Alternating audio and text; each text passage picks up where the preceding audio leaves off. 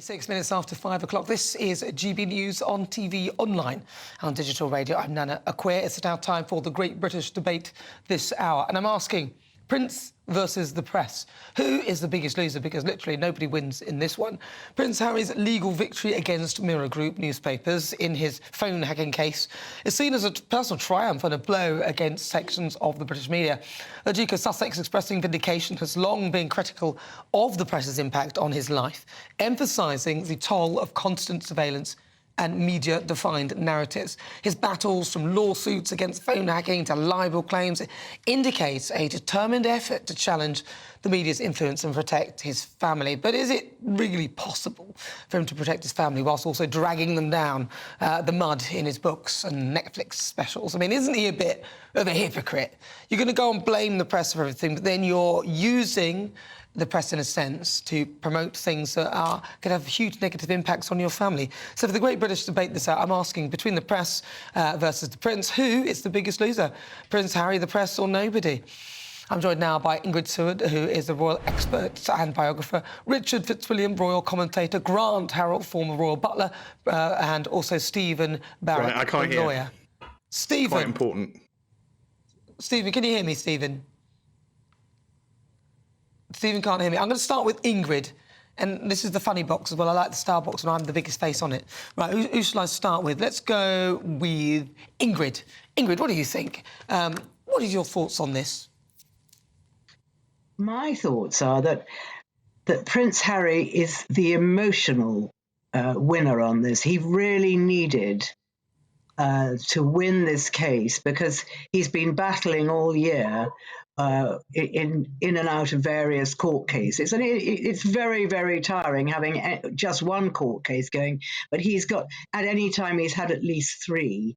And he was determined to try and convince everybody that you know, all these stories that were in the press were because of phone hacking. Well, he got halfway there. I think there were 30 instances, or 30, just over 30, and he got 15 of them. And the judge said that he judged, if you like, that half were because of phone hacking. So it's a huge emotional victory to Harry, which he needed, because if you look at the rest of his year, I mean, I know he made a huge amount of money with his book, but it's really been very negative for him and Meghan. And, you know, then yesterday, I think the Hollywood Reporter came out and said what losers they were. Now, to us, what the Hollywood Reporter says is not it's not important. But if you live there, it's very important. Yeah. So I think he is the winner today, but whether he'll be the winner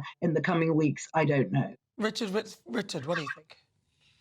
I agree. I think that very clearly Harry's had a big victory in calling for police inquiries to follow the fact that Mr. Justice Fancourt a civil case. So it was a matter of the balance of probabilities. And in that balance, 15 out of 33 articles that were being examined were unlawfully obtained, and therefore it started a huge debate. There are those, for example, hacked off, and also those who'd like to see a second Leveson inquiry. But what essentially this is Harry clearly winning the first round, £140,000 he's been awarded in damages, and also that might be increased depending on what is arranged with Mirror Group.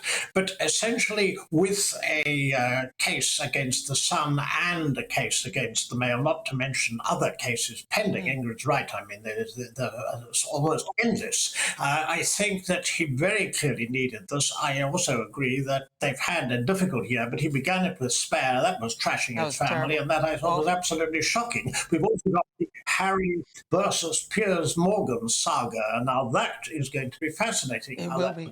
I'm going to have to get Grant, your thoughts.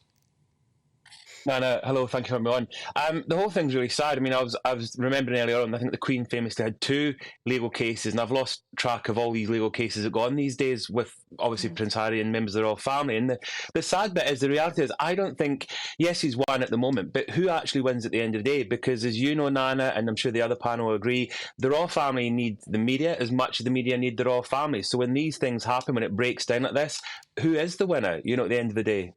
All right, and Stephen.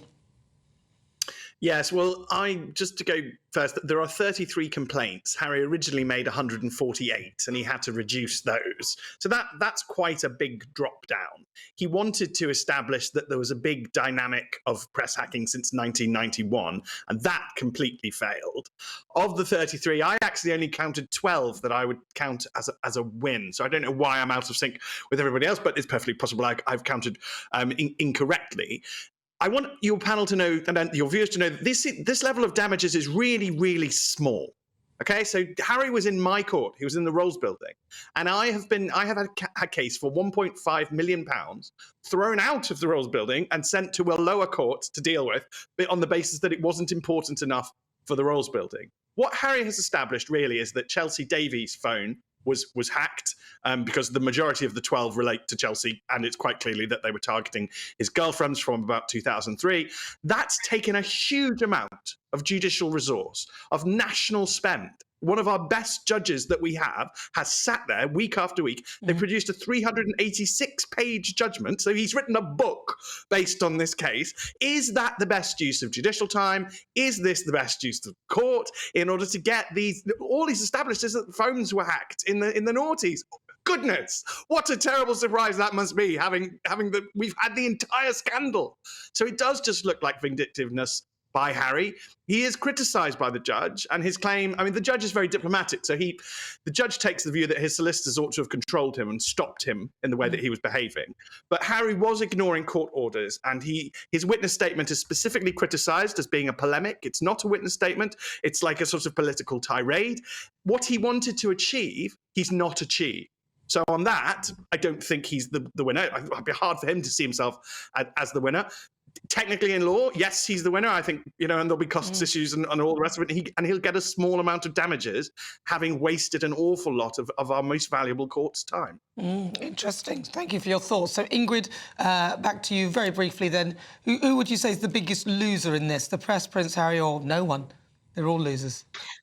I think basically they're all losers. And what Stephen said is, I mean, us laymen wouldn't know all that, but it's fascinating because, of course, it is wasting a huge amount of time. So I guess everyone's a loser in this. Everyone's a loser. Richard, what do you think, briefly?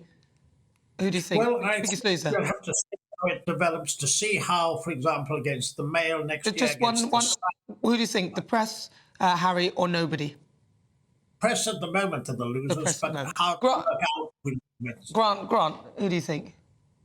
Overall, nobody. That's my kind of feel in the long run. Nobody wins. It's really sad that this is taking place. And finally, to you, Stephen, who do you think the biggest losers are the people?